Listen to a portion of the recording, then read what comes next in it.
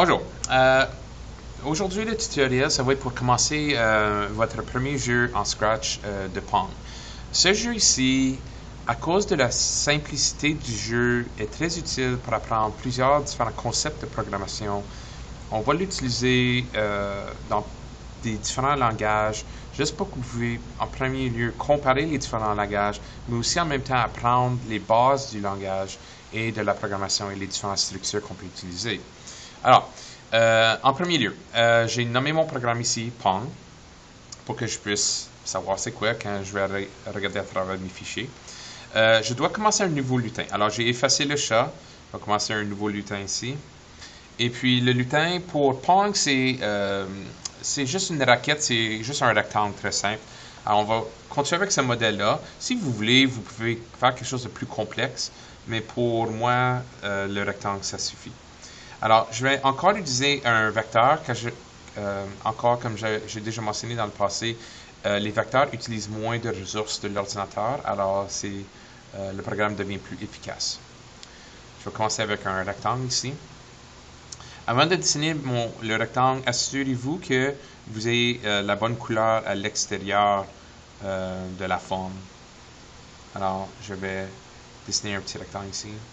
Je veux pas que le rectangle soit trop gros, alors on peut voir que ça c'est vraiment l'estrade ici. On veut que ça soit un peu un défi pour le joueur. Alors si on fait la raquette trop grosse, ça veut dire que la balle va la frapper très facilement. Le plus petit la raquette, le plus difficile le jeu. Alors maintenant, je vais aussi remplir et pour faire que ce soit plus visible pour vous autres, je vais choisir une couleur vif comme le vert. Maintenant, comme j'avais mentionné aussi, il ne faut pas oublier de faire centrer la raquette. Alors, je vais la placer ici. Si vous n'êtes pas certain si c'est bien centré, vous pouvez toujours vous rapprocher et puis juste pour vous assurer que c'est exactement où vous voulez l'avoir. Ouais. Maintenant, j'ai ce costume-là. N'oubliez pas que si vous voulez faire que, par exemple, si la balle frappe la raquette, que la raquette change de couleur, vous pouvez toujours faire un autre costume. Pour le moment, je vais le laisser avec juste un costume, puis on va peut-être le changer plus tard quand le jeu devient plus difficile. OK. Alors ici, j'ai mon premier lutin. Je vais renommer le lutin.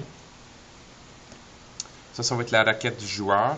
Alors, je vais peut-être juste nommer ça joueur. Ici. Et puis, juste pour savoir c'est quoi. Puis plus tard, on va voir la balle et l'ordinateur ou le CPU. Okay. Maintenant, je veux placer la raquette à peu près où je veux l'avoir. D'habitude, en Pong, on le met juste pas mal proche au côté gauche pour nous donner assez de temps pour réagir avec la balle qui bondit partout. Maintenant, je reviens dans le script. Alors, pour ce premier tutoriel de Pong, on va juste, notre focus, ça va être juste à faire bouger la raquette du joueur. Alors, première chose que je dois faire, je vais rentrer dans mes événements. Cet événement ici, je veux que la raquette suit la souris du joueur en tout temps. Alors, parce que ça va le suivre tout le temps, ça veut dire que je veux juste que ça départ quand on commence le jeu. Quand on clique sur le drapeau pour démarrer le jeu, tout de suite, on va commencer à suivre la raquette. Je ne vais pas le faire avec un bouton, mais tu pourrais le faire avec les clés W et S pour le faire monter et descendre, complètement votre choix. Maintenant, je vais revenir dans les contrôles. Alors, pour le contrôle, je veux utiliser une boucle répétitive pour répéter les actions que je vais faire ici. Et puis, maintenant, qu'est-ce que je veux faire? C'est ajouter du mouvement. Alors, si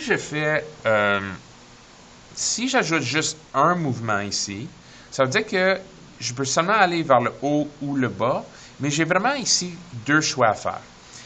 Est-ce que la souris est plus haute que la raquette et puis je vais monter vers la souris, ou est-ce que la souris est plus basse que la raquette et je veux descendre?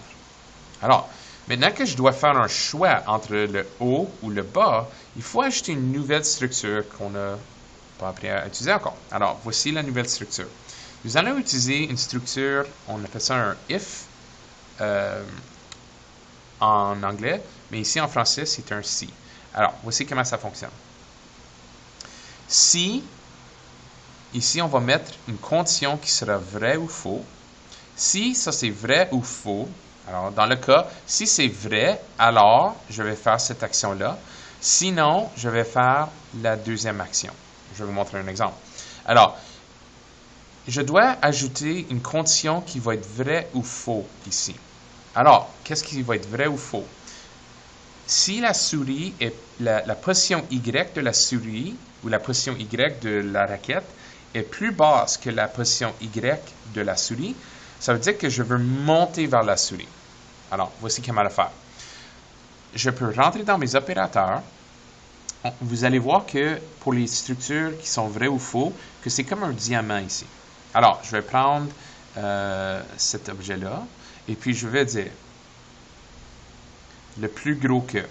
Alors, si la valeur Y dans le mouvement, parce que je suis dans le script pour la raquette en ce moment. Alors, les valeurs de X et Y et la direction, c'est pour ce lutin-là, celui de joueur. Alors, si la valeur de, et c'est pas le X, excuse, le X c'est de gauche à droite, le Y c'est de haut en bas. Si la valeur de Y pour la raquette est plus gros que la valeur de Y de la souris, ça veut dire que la raquette est plus haute que la souris. Ça veut dire que maintenant que je veux descendre ou faire descendre la raquette. Dans mon mouvement, je vais changer, ajouter 10 à Y. Mais si j'ajoute 10, ça va le faire monter. Alors, dans mon cas, je veux le faire descendre.